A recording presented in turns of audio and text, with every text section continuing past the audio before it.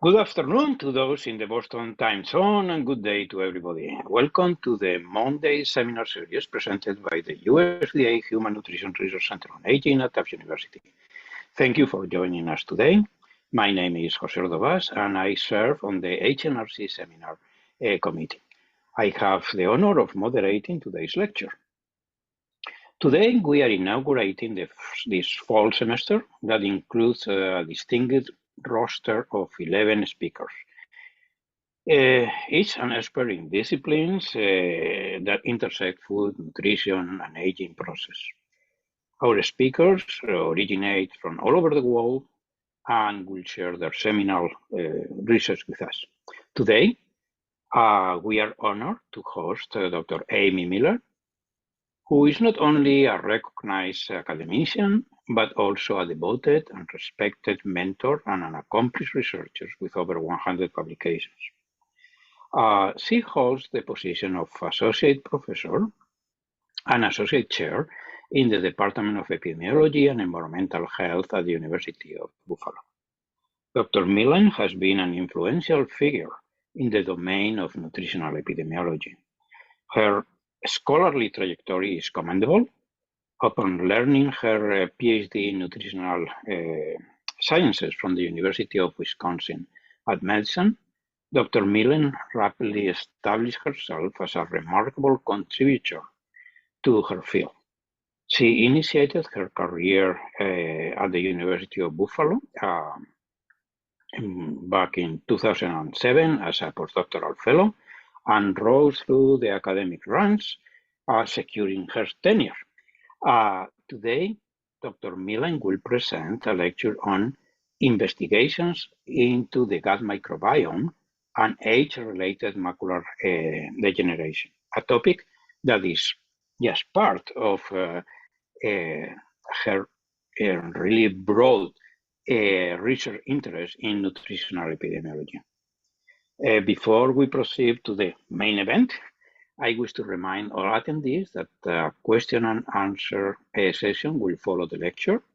You are encouraged to submit your questions into the designated Q&A box on the lower part of your screen at any moment during the presentation.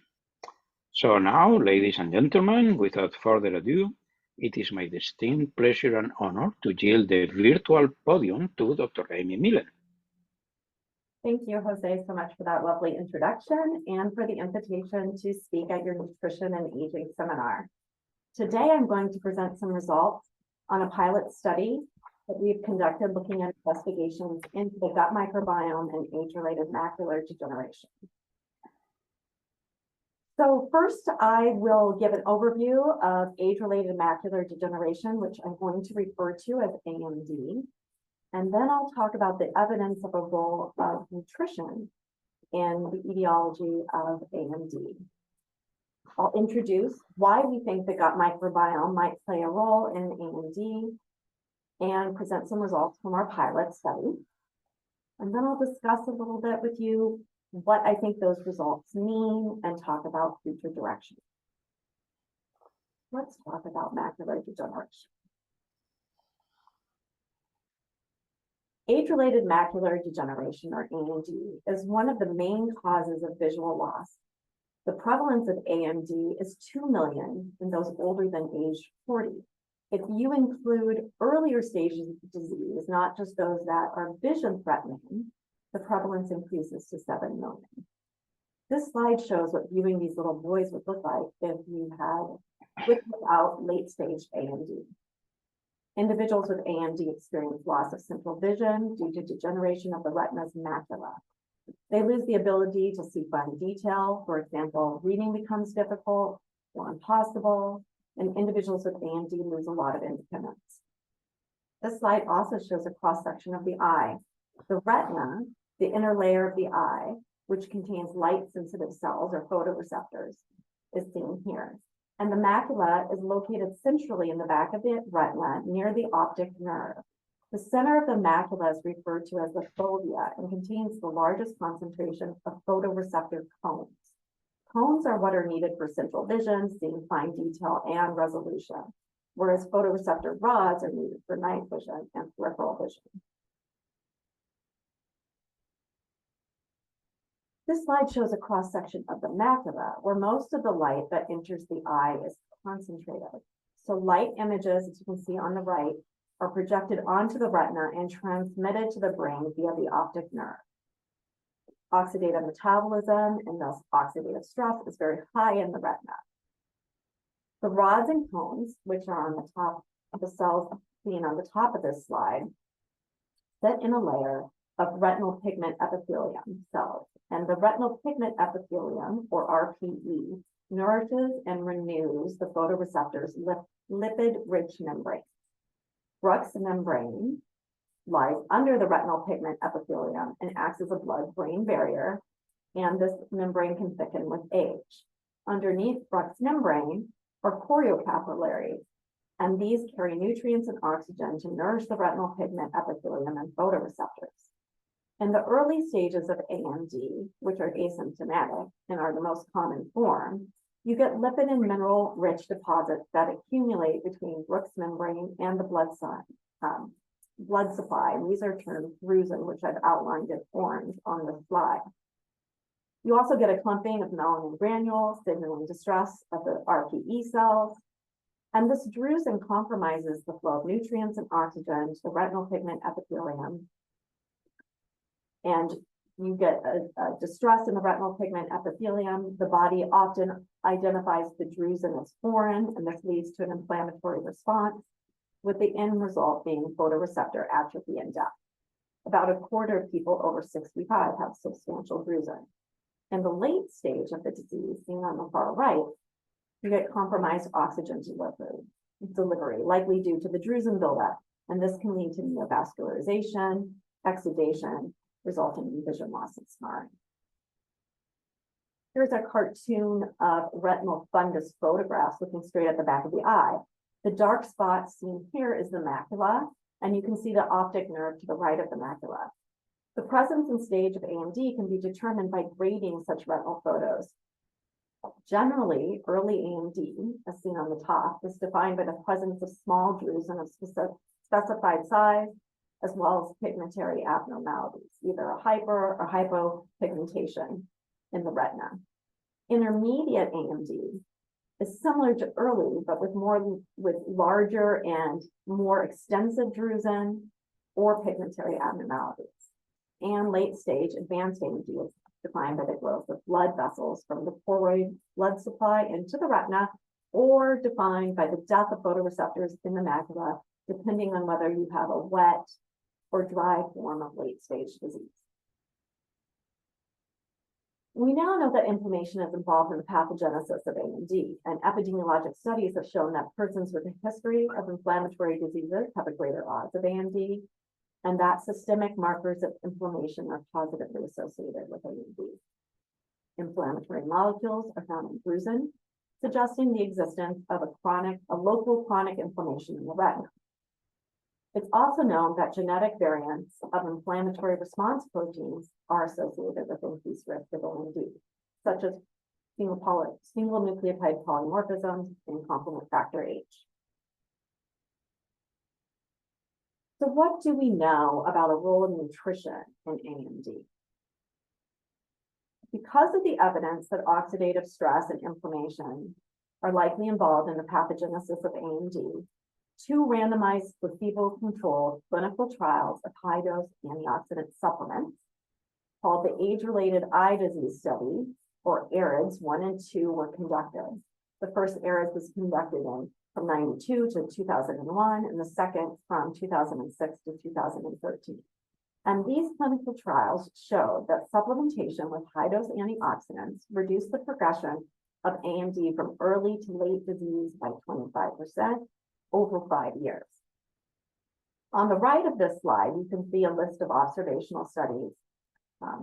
It's not totally inclusive, but a number of the major observational studies are illustrated here. And these have provided evidence that healthy diet patterns protect against AMD, with the strongest evidence being for prospective study design, which looked at reduction and progression from intermediate to late stage disease. So this slide shows a cross-sectional cross-sectional analysis that we conducted in the carotenoids and age-related eye disease study, or CARIDS. This is the cohort in which we conducted our pilot data that I will be showing you our results of during this talk. In this table, what you're seeing are associations between women's or participants' adherence to either the healthy eating index or a Mediterranean diet pattern and the odds of prevalent AMD.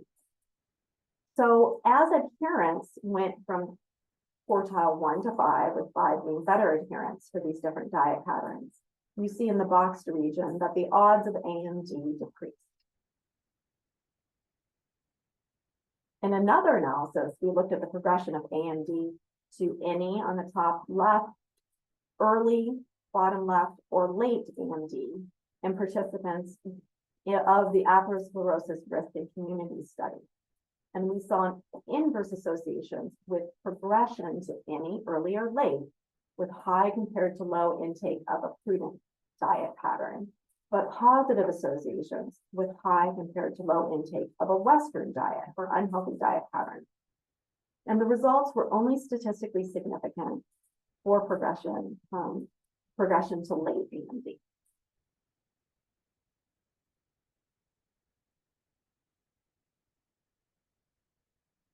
Let's talk about the gut microbiome.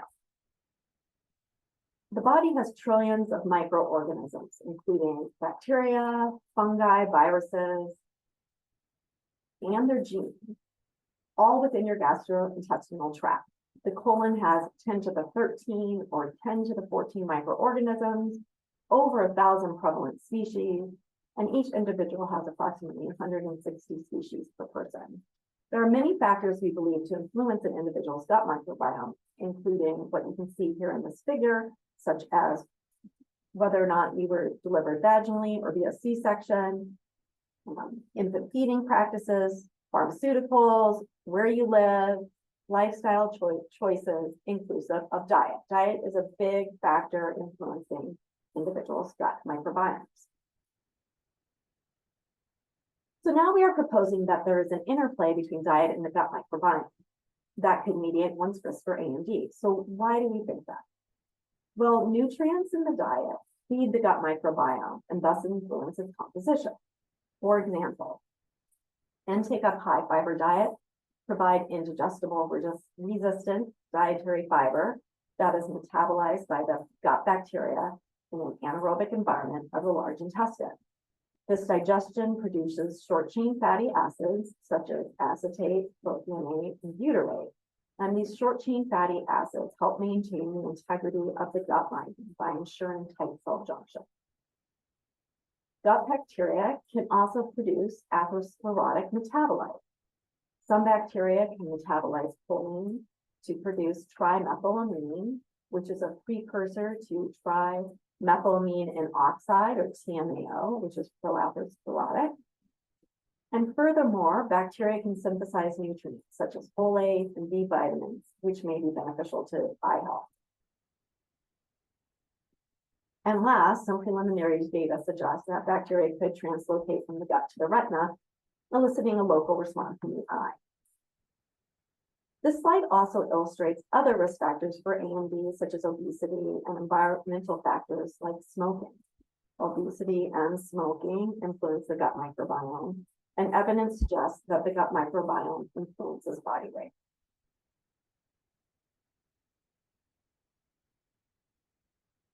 So minimal research has focused on the possible role of the gut microbiome in AMD risk.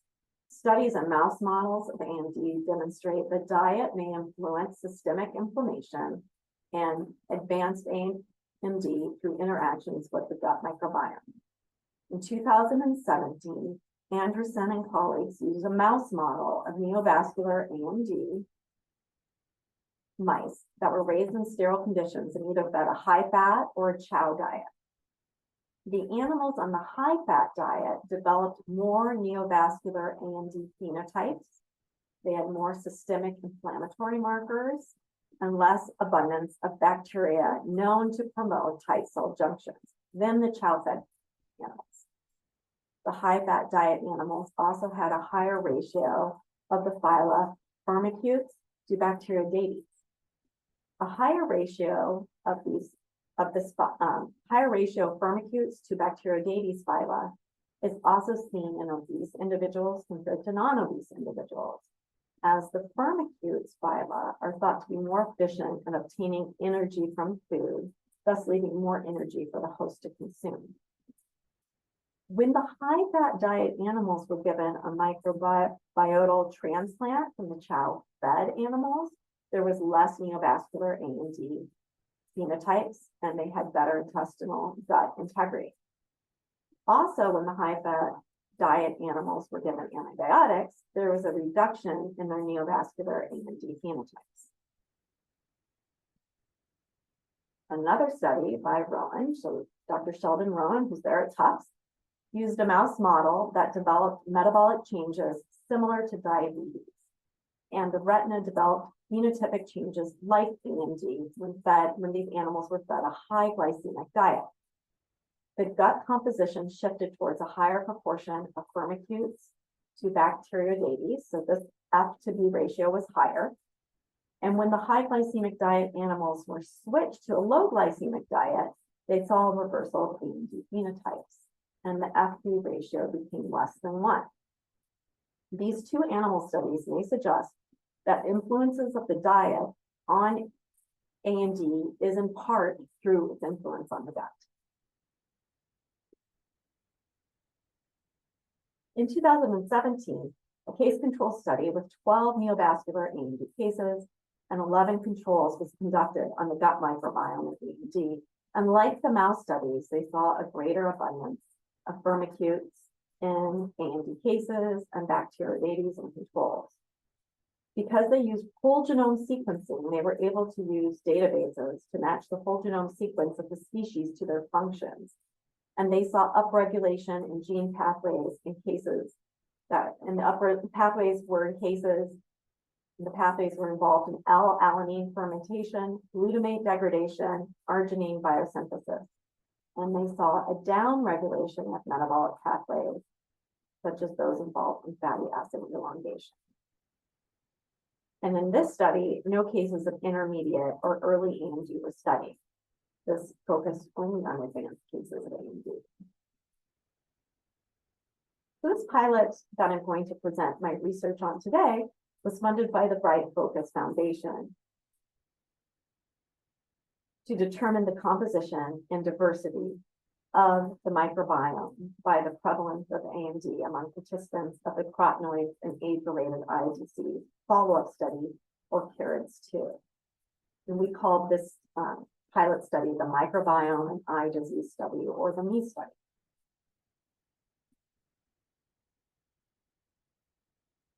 So CAREDS is an ancillary study of the Women's Health Initiative observational study, and they recruited 3,000 women from 3 clinic centers in Wisconsin, Oregon, and Iowa. To be eligible for CAREDS, women had to have baseline dietary carotenoid lutein intakes above the 78th percentile or below the 28th percentile, which included half of the women at these sites. 2005 women were enrolled in CAREDS between 2001 and 4. There were about 1,800 participants in CAREDS with fundus photographs or doctor-confirmed AMD. And at the follow-up study, which was conducted 15 years later, in 2016 to 2019, 685 women participated in CAREDS. Before this pilot study, we conducted a feasibility study during the recruitment phase of CAREDS-2 and determined we could remotely collect stool samples from women and that there was not a differential response rate by AMD stage. This helped us get the Bright Focus funding. When women in CAREDS-2 came to the clinic visit, they had 30-degree stereoscopic fundus digital images taken of their retinas. They also had an opportunity to have ocular coherence tomography scans taken. They were graded, the scans and the photos were graded at the University of Wisconsin Fundus Reading Center using the age-related eye disease study protocol. The Beckman clinical classification of AMD was used to grade AMD status, and we women were categorized into an AMD status based on the status of their worst eye. For some women, we obtained confirmation of AMD status from medical records provided by physicians, or we used Medicare claims data to confirm AMD status at the follow-up visit. Our CARED staff sent recruitment letters to participants from the Wisconsin site with consent forms. So we sent, just to be clear, because I know I said that a little confusingly, the CARED staff sent recruitment letters to all women in CAREDs at all 3 sites, but the letters were coming from the Wisconsin site. If a signed consent form was returned, participants were mailed a stool collection kit to the participant. And if a non-participant form was returned, nothing was mailed to the women. Women who participated in the study had to have not been on antibiotics or undergone a colonoscopy for 3 months prior to stool collection. And all the stool samples were mailed to us at the University of Buffalo. There were 609 remaining participants of CAREDS 2 eligible for recruitment in 2021. Some of the women had passed away or had developed cognitive changes, so they were not included or recruited into the study. 91 women were lost to follow-up or did not respond, and 125 declined to participate. We consented 357, of whom 307 returned stool samples of good quality. The stool collection kits that were sent to women consisted of gloves, a stool paper catch for the toilet, a stool nucleic acid collection and preservation tube, and return packaging. And we stored the stool samples at 20 degrees Celsius upon arrival until they were shipped to Norwegian Biotech for sequencing. Participants were also sent questionnaires to ask about their eye and health history, about recent medication and supplement use, and dietary intake.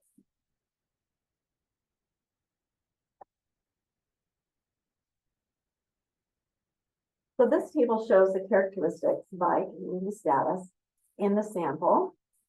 Out of the 307 women who returned samples that were good quality, we had 300 individuals with AMD outcome data. And AMD status was determined as previously described.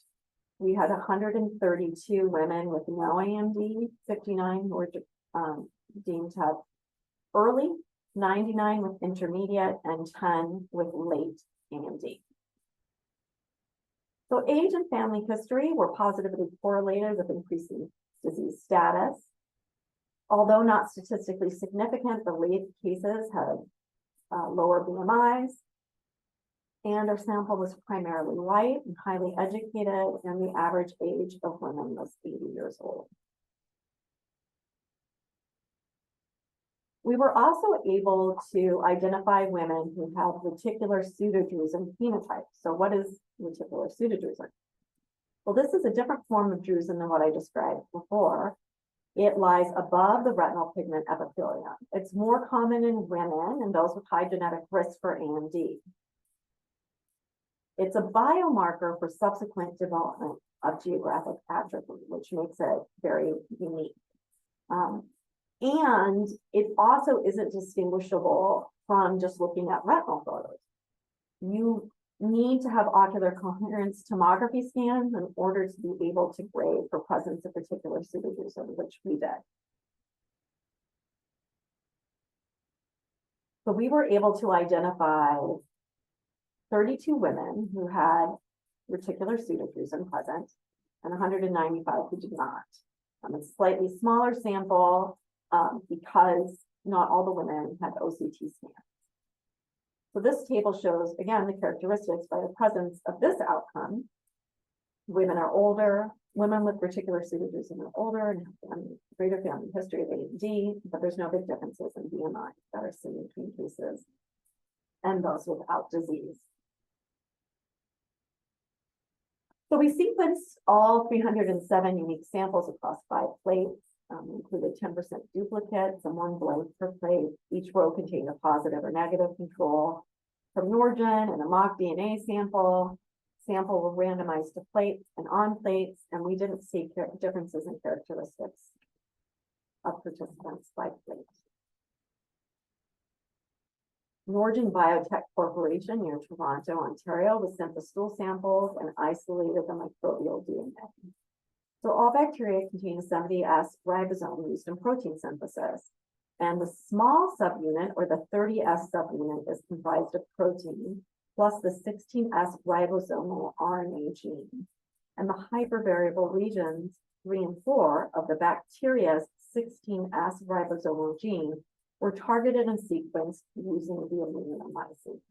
And these variable regions of DNA are what is used to identify the taxonomy of the bacteria in the sample. So upon receipt of the nucleotide sequences or the raw FASTQ files from Norgen, our team used FASTQ and multi-Q to examine the quality of our DNA sequence reads. The sequence length distribution was examined and assessed for failed extraction or sequencing. We used the data to pipeline to identify amplicon sequence variants, or ASV. We excluded those species whose frequencies were less than 0.005% of the total reads. And the SILVA database, version 38, matched the ASVs with taxonomy. So it's important to note that the data with respect to the relative abundance of different species or genera in our sample is compositional.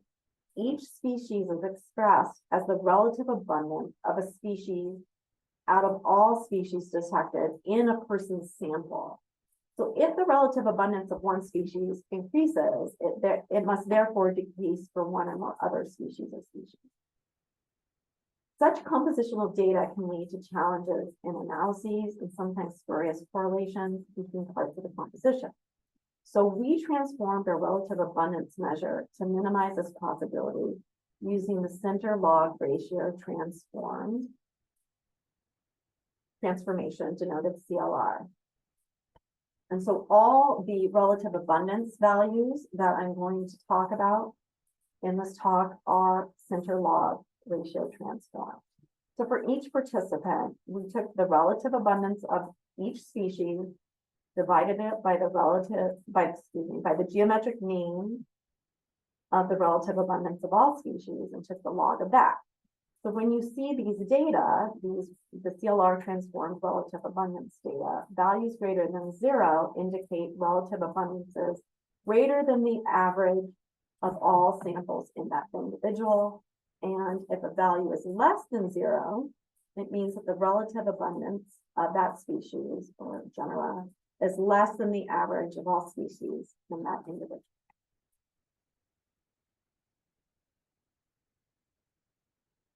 This data isn't shown here, but we identified 3 unique kingdoms: bacteria, archaea, and eukaryota. Bacteria comprise 98.5% of our sample. What you can see on this slide is that among the bacteria taxa that were classified, we identified 11 phyla, 180 genera, and we also observed 380 unique species. 156 could be classified and 224 were unclassified. The pie chart shows that among the 11 phyla that we identified, the greatest percentage of species is reflected to be part of firmicutes. Bacteroidetes have the next highest percentage of species. And you can see from the list, the rest of the phyla by the percentage of species in each group, in each phyla. So in this presentation, I'll be presenting measures on the alpha and beta diversity of our sample. We use 2 measures for diversity, and the first one is alpha diversity, and this indicates species diversity within one sample. In the literature, increased gut diversity or alpha diversity is often associated with better health outcomes. Beta diversity, on the other hand, indicates species diversity between different samples. So this slide here describes how the measures of richness and evenness are used to assess alpha diversity. So let's assume each fruit is equivalent to a species in this example. And in the first pile of fruit on the left, there are only 3 fruits. So we would say it has low richness, and the amount of each fruit is not equal. So there's 4 apples and 1 orange and 1 pear. So we would say it has low evenness. In the next pile, there are 3 fruit, but now there are 2 fruit per each type. So although the richness remains low, the evenness has increased. And the last pile, seen here, has both high richness and high evenness. So this slide demonstrates the concept of beta diversity. Here's a slide. So you can see samples 1 and 2 and samples 3 and 4. Samples 1 and 2 only share 1 species, 3 and 4 share 4. So there's low beta diversity between samples 3 and 4 because it's difficult to differentiate between these samples as compared to 1 and 2. So here's results from our study. This slide shows box plot of 3 alpha diversity measures that we use. And the alpha diversity measures are shown on the y-axis of each figure and AMD status categories on the x-axis. And if you move left to right, the first figure shows the measure of species richness, so just count of number of species in the sample. Shannon entropy measure takes into account richness and evenness, and the inverse Simpson's measure takes into account richness and evenness, but weights the species by their relative abundance. So we show results for none, early, intermediate, geographic atrophy, and neovascular AMD. We've separated the geographic atrophy, which is the wet advanced AMD, from the neovascular AMD cases. I'm sorry, geographic atrophy is the dry, from neovascular AMD, which is the wet advanced cases, because the alpha diversity measures really differ between these groups of individuals. Mean differences in alpha diversity across AMD stage varied significantly for the inverse Simpsons and the Shannon index. I'm sorry, for the inverse Simpsons. But when you look at the Shannon index and the inverse Simpsons, you can see that pairwise comparisons show significant differences between neovascular AMD and intermediate AMD, and the alpha diversity is lower in the neovascular AMD cases.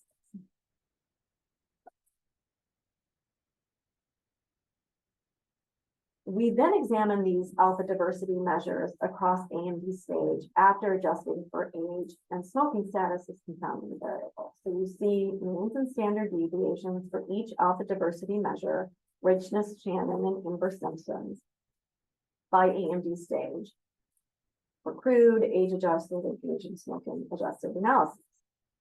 And the conclusions from the previous slide remain unchanged. Neovascular AMD cases have lower alpha diversity than other AMD stages for inverse Simpsons. Now, we also did this analysis with reticular pseudodrusen, and we didn't see any differences in the alpha diversity by presence of reticular pseudodrusen.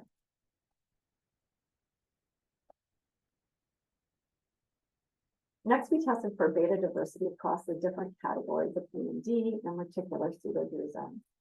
We visualize the association by graphing the samples according to the top 2 principal components. So the axes are the principal component scores. Age and smoking adjusted Kermanovas were conducted using the Atchison distance. So you see on the left the results for AMD status, and on the right for reticular pseudodrusen. And the results for beta diversity are not statistically significantly different.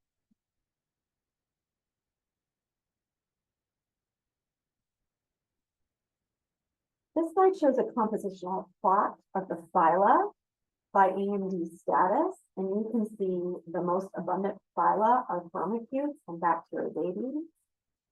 We observed no differences in the mean relative abundance of the 11 classified bacterial phyla by AMD status in crude or adjusted models. However, I want to note that when we did this analysis, when we looked at the relative abundance of phyla by AMD status, we removed the 3 geographic atrophy cases as they differed from the neovascular cases in their alpha diversity. The following analyses that I show you also do not include these 3 geographic atrophy cases. We also observed no statistically significant differences in the relative abundance of phyla by reticular pseudogrusin. All analyses on for this slide and for the genre and the species slides that I'm going to show were corrected for multiple testing using the Benjamini-Hochberg method, and we chose a p-value of less than 0.1 as statistically significant. We also examined the F/D ratio by AMD category and by reticular pseudogrusin. Remember, in the mouse studies of AMD and in the human study by Sizet and Burry, this ratio was higher in those with AMD, but we didn't see any difference in the ratio by AMD status or reticular pseudogrusin. Now we'll move on to genus analysis. So this is a compositional plot of the genera in our sample by AMD status. We have plotted the most abundant genera plus those bacterial genera that we saw that were significantly different across AMD status. Those are the ones that are boxed. So again, comparisons excluded the geographic atrophy cases. So now I'm going to talk a little bit more or show a closer look at these 4 different genera. So these are volcano plots, and this slide is showing the CLR transformed relative abundance of 2 of the 4 bacterial genera that we observed to differ by AMD status. So the relative abundance is on the y-axis, and the AMD status is on the x. ANOVAs were adjusted for age and smoking. On the left is the genus Blottia. We see a statistically significant ANOVA p-value showing differences in the relative abundance of Blottia by AMD status. In pairwise comparisons, right, we saw statistically significant differences between individuals with neovascular AMD and no AMD, and neovascular AMD and intermediate AMD. And in all these cases, the relative abundance of the Blottia genus is lower in the neovascular AMD cases. On the right is the genus Desulfurspora, and the neovascular AMD cases had a greater relative abundance than participants with intermediate or no AMD.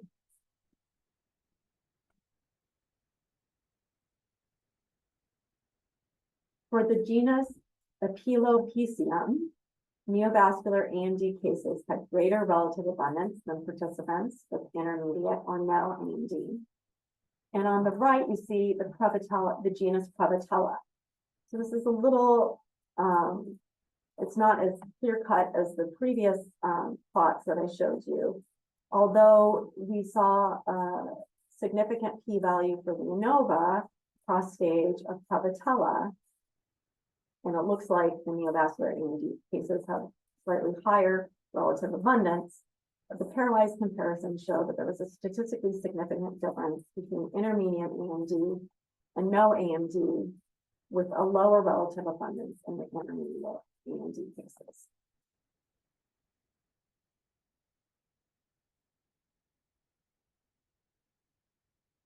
This slide summarizes the results of our analyses looking at the relative abundance of our 380 bacterial species by AMD status. Here you see the 13 species that were found to be more prevalent in neovascular AMD cases for the most part compared to others.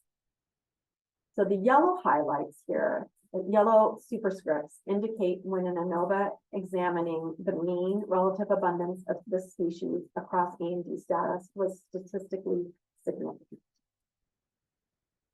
The blue highlights show pairwise comparisons looking at statistically significant differences comparing intermediate AMD to none. The green compares neovascular AMD to none. And the pink compares neovascular to intermediate. So the take-home message from this slide is that the majority of the differences that we're seeing with these species tend to be between the neovascular AMD cases and either individuals with intermediate and no AMD. Here are the 4 species that we observed to have lower relative abundance in neovascular AMD compared to other AMD outcomes. The pink highlights represent differences in neovascular disease compared to intermediate, and the green compare neovascular AMD to none.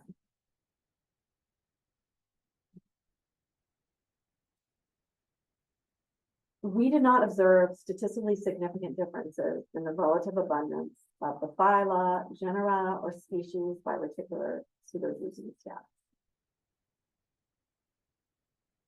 So let's discuss some of these results.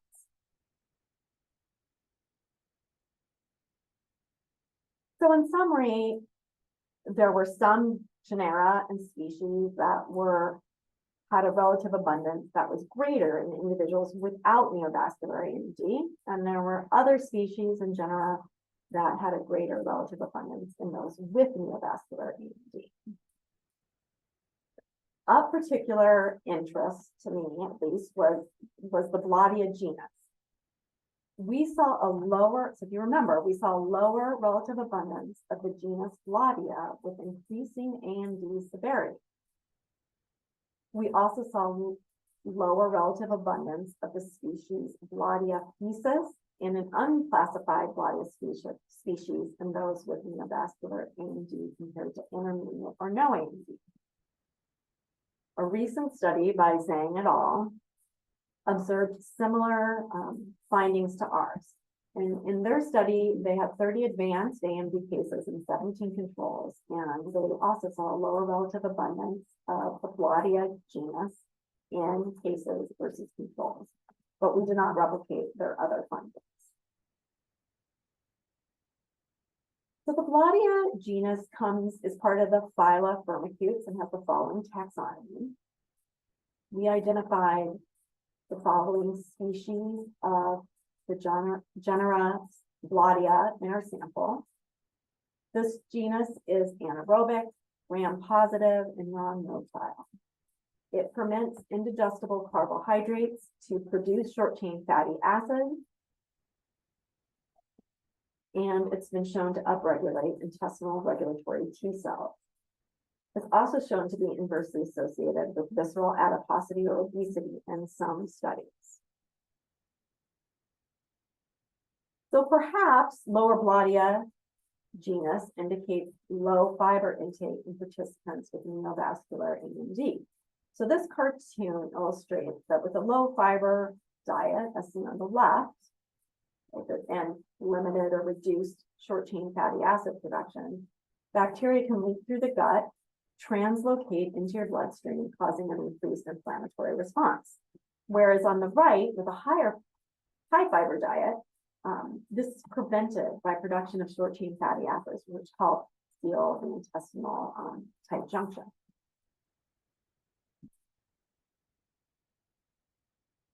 Our findings with Bladia led us to look at our self-reported dietary intake across AMD status using the food frequency questionnaire data collected at the same time as the stool sample. These data, unfortunately, did not support our hypothesis that Bladia, that individuals with lower relative abundance of Bladia in the neovascular AMD cases had lower fiber intake. In fact, the reverse was true. So that was a little confusing. We're going to have to look more into this. We also observed a greater relative abundance of two species that are well-known oral pathogens. Fusobacterium nucleatum, or F. nucleatum, is a well-described and known periodontal disease pathogen. It's also been found in colorectal tumors of colorectal cancer patients. We also observed a greater relative abundance of Bifidobacterium dentium. B. dentium is positively associated with dental caries.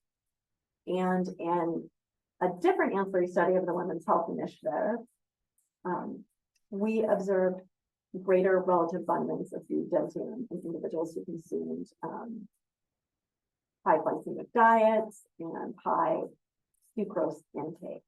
This is because the gentian can ferment sugars in your mouth. Our neovascular AMD cases had greater total sugar intake and higher glycemic loads, shown here, the bottom two rows. So this actually aligns with what we're observing with respect to the gut microbiome and the presence of this particular bacteria and consumption of sugar and glycemic load. So we observed a higher prevalence of Angala cancella in our sample. This particular genus has been observed in mouse studies to be positively associated with obesity and high fat diets. And like I said, it was a greater abundance in those with neovascular AMD. So in summary, our alpha diversity was lower in those with neovascular AMD. But we did not observe differences between none or early or intermediate AMD with respect to alpha diversity, and we didn't see differences in alpha diversity by reticular pseudodrusen status. Our beta diversity across AMD stage and reticular pseudodrusen status was not statistically significantly different, nor was the F/D ratio. But we did see differences in the relative abundance of certain genera and species by AMD status, but not reticular pseudodrusen. And most of the differences were between those with intermediate neovascular AMD. We saw a lower abundance of the Bladia genus, which is a short-chain fatty acid producing bacteria, and those with neovascular AMD. We saw higher abundance of periodontal disease and caries and obesity-related species, and those with neovascular. So strength of our study is that we have a large sample of early and intermediate AMD cases. There's no published data looking at the gut microbiome in these earlier stages of AMD. We were able to adjust for confounders of smoking and age. Our samples from a population-based study, the Women's Health Initiative. We had dietary data available to also look at in relation to microbiome analyses. And we had graded retinal photos and OCT scans that we could use to assess particular pseudodrusen. Of course, our limitations are that this is a cross-section of the document. We can't establish temporality. We had a very small number of advanced AMD cases, which was unfortunate because we were seeing interesting things with the neovascular AMD cases. We use 16S rRNA sequencing rather than whole genome sequencing, and of course, our sample is all women. In conclusion, I would say that the alpha diversity of the gut microbiome is lower in those with neovascular compared to those without AMD, but there's no differences in the alpha diversity between non-earlier and intermediate. And differences in the relative abundance of certain genera and species may vary between those with and without neovascular AMD. And some of these genera and species are related to complex carbohydrate metabolism, obesity, or associated with inflammatory diseases or sugar fermentation in the oral cavity. So with respect to future work,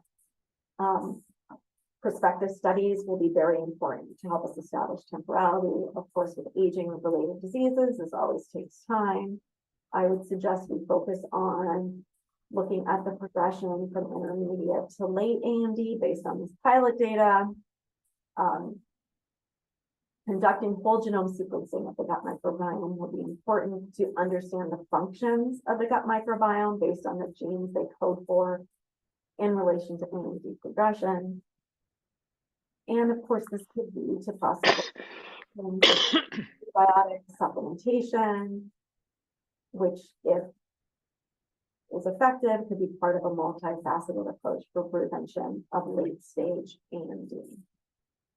And I would like to thank the Bright Focus Foundation and another grant from the University of Buffalo, and my collaborators at UB, Wisconsin, Michigan Tech, and Mount Sinai. So thank you very much, and I'm happy to take any questions. Thank you, Dr. Millen, for that insightful lecture, pun intended, on the role of gut microbiome and AMD. Now we will transition to the question and answer portion of today's event. And I would like to remind everyone that you are encouraged to submit your questions through the designated Q&A box. And now let's begin with the session itself. Dr. Millen, our first question comes from Joel Mason. If one corrects for overweight and obesity, does the inverse association with healthy eating index stay significant? In other words, is the apparent detrimental effect of a low healthy eating index entirely explained by obesity and/or high-fat diet incited inflammation? So you're asking about the earlier data looking at dietary patterns and macular degeneration. Not always. So in our study in CARIDS, when they adjusted for physical activity, it was attenuated, but not body weight. And similarly in the ERIC study, adjustment for BMI did not seem to explain the diet pattern association.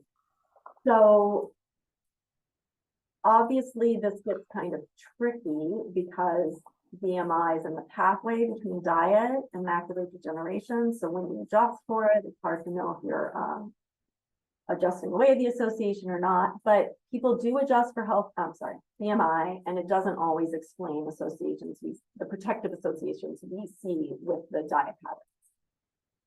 I may have missed part of that question. Okay.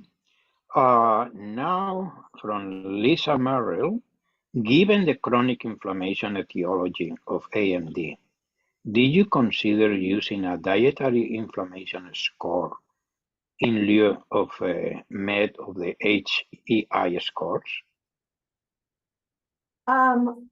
I can't. So you mean when I'm describing the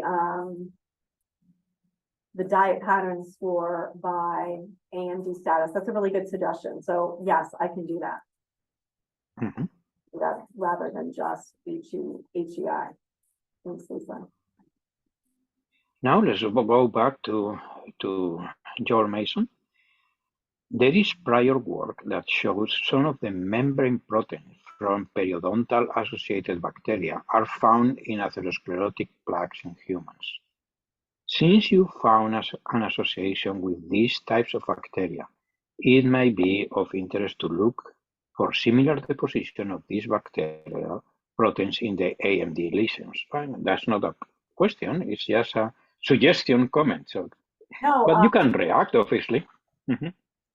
No, I agree. I think I was sort of surprised, and some of my work is with a periodontal disease ancillary study in WHI. So I was sort of familiar with those and was surprised to see them showing up. I mean, I guess surprised, maybe not so surprised, because these could be individuals who are at increased state of inflammation, and they might also have other inflammatory diseases like periodontal disease, and you could imagine them swallowing their saliva and ends up in their gut. But I agree. I think it's provocative and interesting, and could be looked at, see if they exist in the drusen. Mm-hmm. Mm-hmm. Justin. Okay. The next question, yes, this is a question, comes from Sheldon.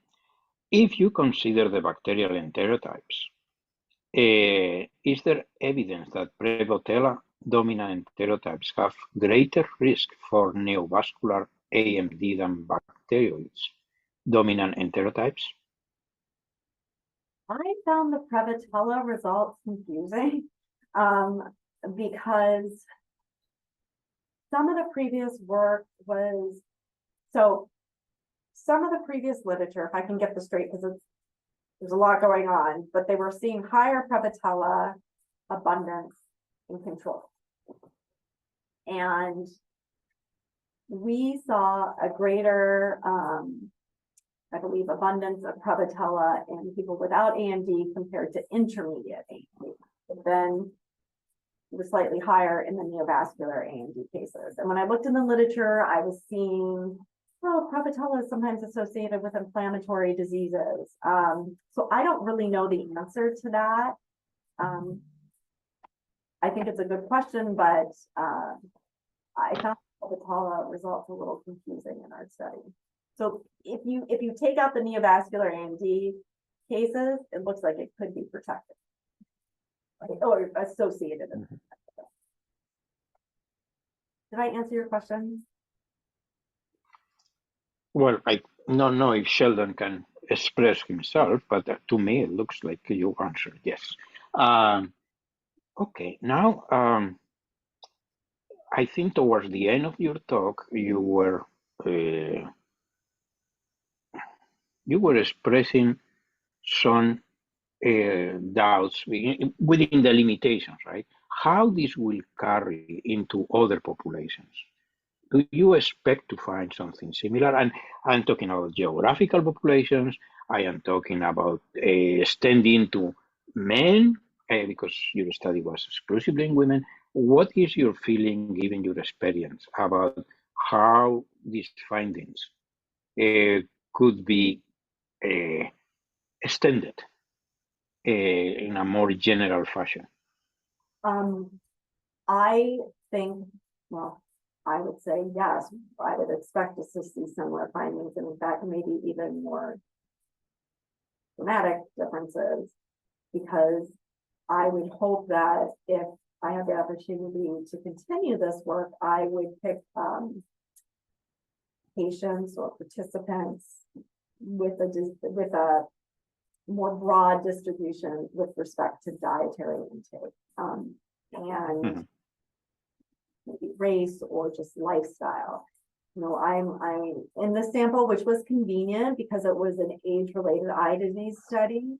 We recruited the women who'd already been engaged in the studies, but we were recruiting 80-year-old women who were highly engaged in a cohort study on eye disease. And so that probably limits the distribution of the sample with respect to diet and you know, other confounding factors that could, like smoking status or other things that that has pros and cons, like you're controlling for by limiting the sample, but then the distribution of dietary intake may not be as broad as you would see maybe in another sample. So I would think that extending this to a more general sample would lead to more